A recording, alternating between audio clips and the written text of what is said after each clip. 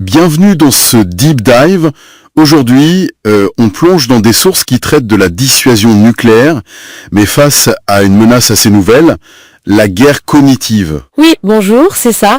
Les documents qu'on a explorent comment la dissuasion, qui reposait beaucoup sur la menace physique, elle est maintenant défiée sur un autre terrain, le terrain psychologique. Notre mission aujourd'hui, essayer de décrypter comment cette guerre cognitive s'attaque à l'esprit, à la volonté politique et puis aux processus de décision qui sont vraiment au cœur de notre stratégie nucléaire.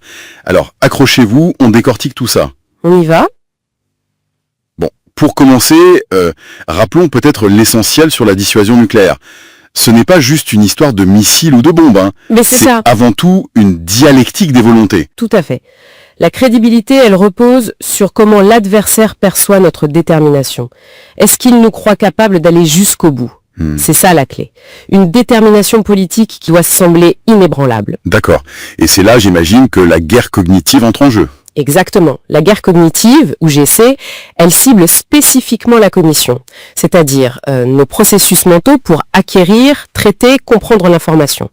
En gros, l'esprit humain devient le champ de bataille. Le champ de bataille. Et comment cette attaque se traduit concrètement ? C'est quoi les méthodes ? Alors, il y en a plusieurs. D'abord, la désinformation, bien sûr. Créer des réalités parallèles pour semer le doute. Mais aussi, et c'est peut-être plus subtil, l'exploitation de nos biais cognitifs. Nos biais, c'est-à-dire ? Et ça, en situation de crise, de stress, d'incertitude, ça peut être dévastateur. Oui, je vois. Les sources parlent aussi d'outils technologiques. L'IA, les hypertrucages, les deepfakes, ça fait un peu froid dans le dos quand même. L'idée qu'une fausse vidéo puisse paralyser une chaîne de commandement. Ah mais c'est une menace directe. Imaginez un deepfake très réaliste d'un dirigeant. Ça peut semer un chaos cognitif énorme.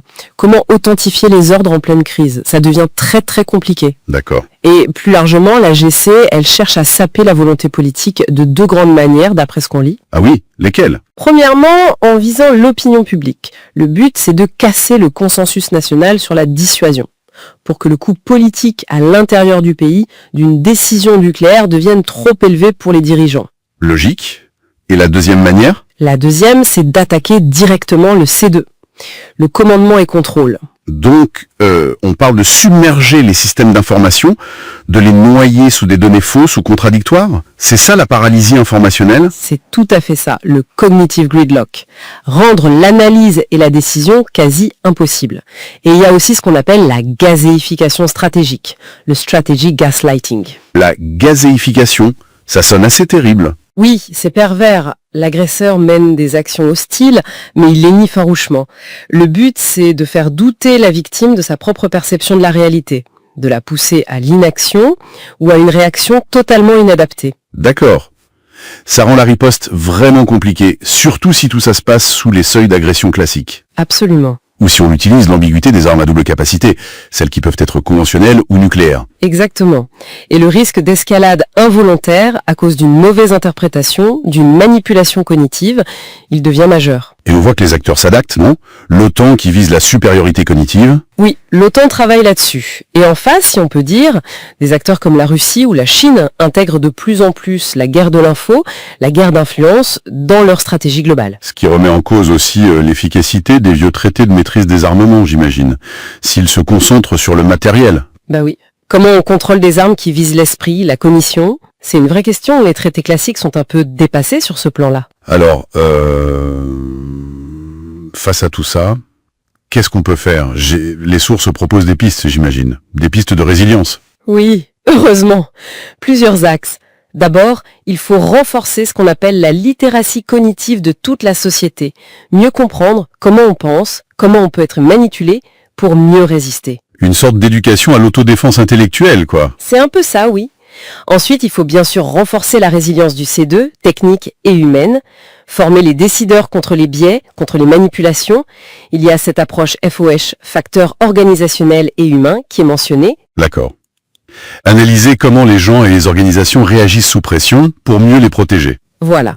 Et enfin, développer des capacités pour, d'une part, attribuer les attaques, la dénomination, dire qui est responsable, et d'autre part, contrer la désinformation activement, le déni par des faits, des contre-récits.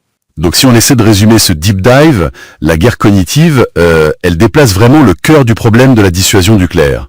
C'est plus seulement la capacité de frappe qui compte. Non, c'est aussi, et peut-être surtout maintenant, la capacité à protéger la rationalité, la lucidité, la volonté de décider. C'est ça. L'objectif final de celui qui mène une attaque cognitive, c'est pas forcément la destruction. C'est la paralysie stratégique. Rendre l'autre incapable de décider ou le pousser à prendre une décision irrationnelle ou trop tardive. C'est attaquer la possibilité même d'une action souveraine. Ce qui nous amène à une question de fond pour terminer. Dans ce monde où même la réalité peut être truquée et à grande échelle, comment on fait pour construire et surtout maintenir une sorte d'immunité cognitive, collective et stratégique? Vaste question. Effectivement.